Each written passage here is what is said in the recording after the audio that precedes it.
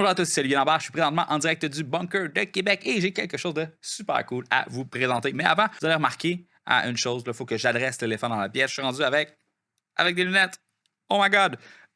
C'est la première fois de ma vie que je mets des lunettes. J'ai un œil qui voit pas de loin, j'ai un œil qui voit pas de proche. Je compensais, ça a l'air. Ça me donnait des maux de tête, ça a l'air. Bref, je suis rendu avec des lunettes, puis oh my God! C'est fou raide! Quand j'ai mis ça en face, j'ai fait comme Wow! That's amazing! les gens voient comme ça dans la vraie vie. C'est vraiment incroyable. Tous ceux qui ont une vision parfaite, félicitations. Je ne savais pas à quel point que ça pouvait être bien, là, de bien voir. Bref, je suis content de l'avoir fait. C'est pas pour ça que je vous parle aujourd'hui. Si j'ai décidé de faire une vidéo, c'est pour vous présenter un ajout que j'ai fait dans le studio de Québec. Si on regarde dans le background présentement, on voit qu'il y a une espèce de petit ombrage là, de fenêtre, comme s'il y avait une fenêtre dans le studio. Inquiète-toi pas, j'ai pas défoncé le mur pour créer une fenêtre. Je pense pas que mon propriétaire aurait été content, surtout que c'est son bureau qui est de l'autre côté. J'ai acheté ce qu'on appelle une Gobo Light. Donc, lorsque tu vois là, sur Instagram, tu scrolls d'un fois, puis tu vois une photo là, de quelqu'un qui a l'éclairage du soleil à travers un star ou quelque chose dans le genre. Bon, ça, c'est pas fait avec le soleil puis un star physique, c'est fait avec une lumière spéciale qui est faite pour focusser la lumière à travers des formes qui ont été coupées à travers une petite plaquette. Et ça te permet de faire de sculpter la lumière au couteau sur le mur. Bref, j'ai décidé d'acheter ça. Pourquoi? Parce que les gens, des fois, me disaient Olivier, OK, c'est cool, tu sais, un fond neutre, un fond de couleur, c'est bien, ça fait professionnel, mais il manque un petit quelque chose. Il manque un peu de chaleur, il manque un peu de vie. C'est pour ça que, bon, récemment, j'ai racheté une plante. Là, on voit une belle plante dans le background. Puis je me suis dit,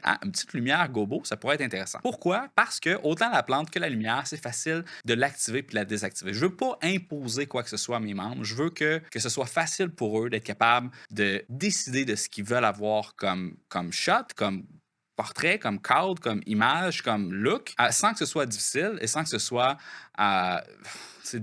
sans que ça rajoute du temps de plus au setup des vidéos. Fait que, cette lumière-là, si on la veut pas, c'est super facile, on va l'enlever. Si on veut la modifier, la changer de couleur, la mettre plus forte, la mettre moins forte, aussi, c'est super facile. Donc, ce que je vais faire pour le reste de cette vidéo, c'est tout simplement en profiter pour vous montrer l'interface que j'ai montée pour personnaliser les lumières. Et comme que tu vas voir, c'est super simple, c'est vraiment pas compliqué. Ça m'a pris du temps faire cette interface-là. Il a fallu que je change toutes les lumières pour qu'ils soient compatibles avec pour que je sois capable programmatiquement, à l'aide d'un ordinateur, de les contrôler. Les lumières de base, c'est pas toutes les lumières qui permettent de faire ça. Donc, les lumières que j'avais achetées avant, ça marchait pas, il a fallu que je les change toutes. Ça a coûté une beurrée cette année, j'ai fait ça dans tous les studios, mais ça vaut vraiment la peine parce qu'en un seul clic, comme que tu vas voir, en un seul clic, on est capable de personnaliser l'entièreté du look du studio. Et quand on revient, c'est facile de le remettre exactement comme qu'on l'avait mis la dernière fois, et ça, c'est important. Bref, donc, à ma gauche ici, j'ai l'écran tactile que les gens utilisent pour contrôler le studio. Et ça, je peux peut-être même vous montrer ça ressemble à quoi comme ça.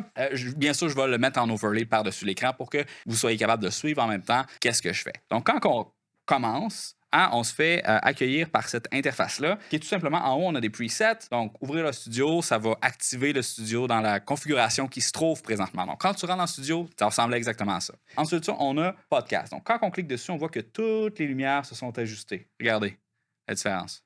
Oh, oh.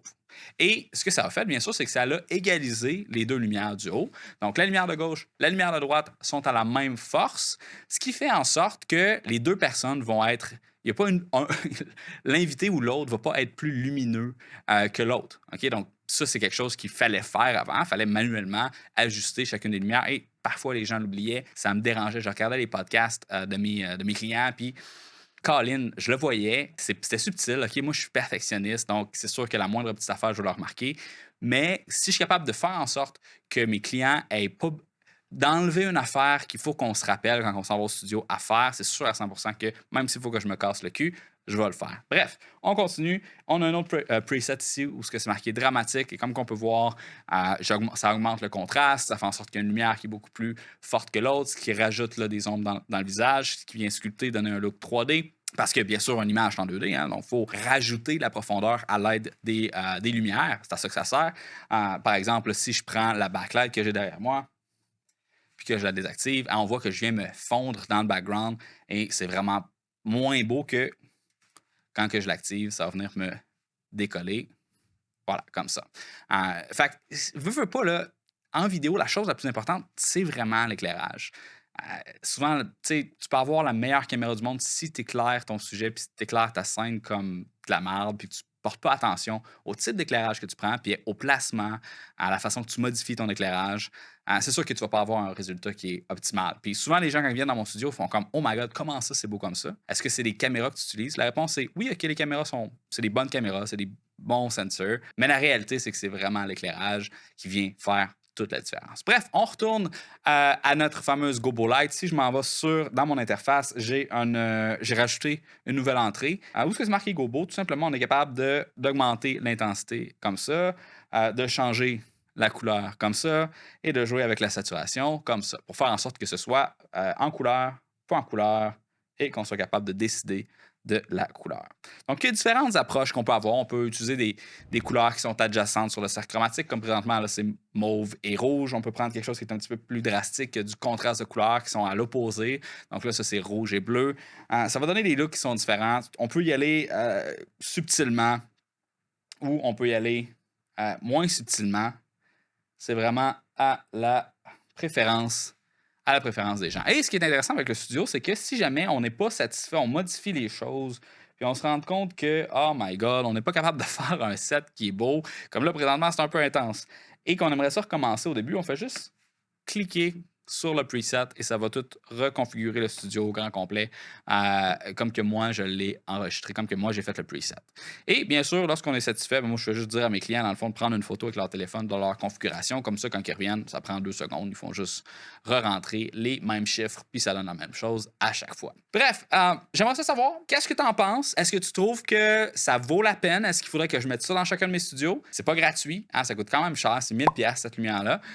Fait que est-ce que je dépense 1000$ par studio de plus. Est-ce que ça vaut la peine? Est-ce que toi, personnellement, tu l'utiliserais? Est-ce que ça te convainc de venir au studio? Est-ce que c'est quelque chose qui fait en sorte que ça te donne le goût plus de t'inscrire ou tout indifférent? C'est comme le background, la qualité visuelle de ton studio, Ali, c'est pas ça l'élément qui fait en sorte que je m'inscris ou que je m'inscris pas. C'est plus une question de le studio est trop loin ou ça coûte trop cher ou j'ai pas le temps ou j'ai pas vraiment de projet de vidéo présentement à faire ou encore c'est trop compliqué parce que même si c'est simple, ça se peut que il y a des gens qui aient une perception que comme quoi que c'est pas si simple que ça pour de vrai parce que effectivement, c'est quand même simple. Fait que ça peut être dur à croire à quel point c'est simple. Fait que probablement qu'il y a plein de monde qui se disent ben, j'aimerais ça faire un podcast, mais je sais pas comment ça marche, puis je veux pas me casser la tête avec ça. Fait qu'ils savent pas qu'il existe une solution simple qui pourrait leur permettre de réaliser leur projet sans qu'ils aient besoin d'apprendre quoi que ce soit. Tu as un petit apprentissage à faire. Là.